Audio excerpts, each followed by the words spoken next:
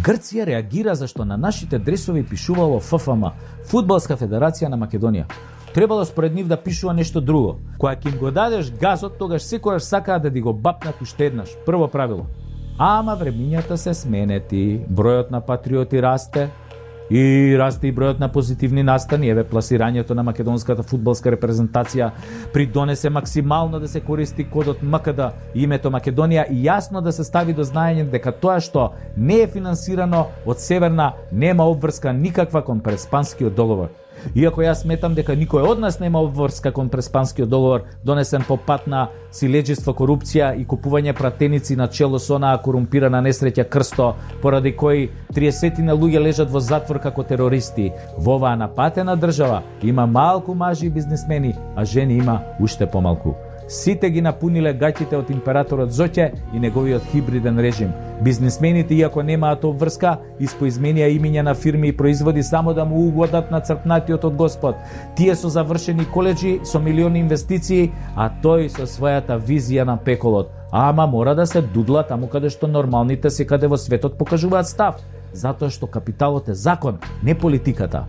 Разговарав и јас со неколку бизнисмени за спонзорирање на шоуто преку Тасевски, кое со само 3 емисии и клиповите од нив има преку 200.000 прегледи на YouTube за само 3 недели, и овие бизнисмениве им викаат нема пари, се плашале. А ја онака зачудено ги прашувам, од што се плашите бе? Од ковид, од мечка, од војна, или па се плашите од жените дома? Кажете од што се плашите?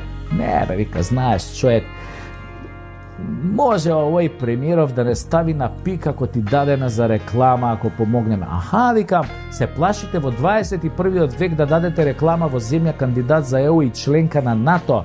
Ало бе, амбасадори, ова ли е таа демократија кога бизнисмените се плашат да се рекламираат во успешно шоу? Ова ли е тој живот, слободен пазар, споредба на квалитет како во ЕУ? Ова е тоа? Кога бизнисмени кои вложиле милиони долари се плашат и полнат гаќи, прво од Груја и Мијалков, а сега од овие браќава на власт. Кога некој се плаши, тоа се вика диктатура, режим, апартхејд, нацизам, фашизам. Или така треба можеби да изгледа сега животот во Македонија, не знам, кажете вие. Се што е критички настроена мисла со аргументи да умре, да затре, да се осиромаши, да нема за храна, да е прогонувано, а другото сето е демократија според вас, така?